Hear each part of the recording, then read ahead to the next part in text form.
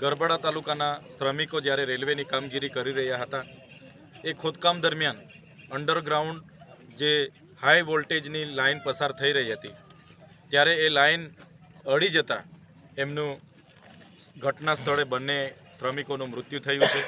બંને 22 થી 25 વર્ષના ઉંમરના છે। એમના નાના નાના બાળકો છે।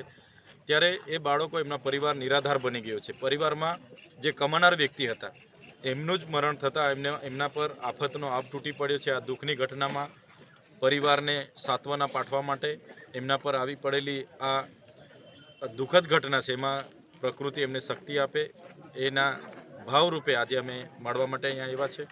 સાથે સાથે અમારી બધાની સંવેદના એમની સાથે છે। ત્યારે આજે નર્મદા જિલ્લા પંચાયતના પ્રમુખ શ્રી ભીમસિંહભાઈ, રણજીતભાઈ તડવી, નિરંજનભાઈ વસાવા અને અહીંના પ્રમુખ શ્રી ગૌરાંગભાઈ, તમામ લોકો અમે સાથે મળીને એ પરિવારને માનવતાના રૂપે આ દુઃખદ ઘડીમાં રાહત મળે એના માટે એજન્સી સાથે અમે વાત કરી। રેલવે વિભાગના અધિકારીઓ પણ ઉપસ્થિત હતા, એમની સાથે પણ વાત કરી।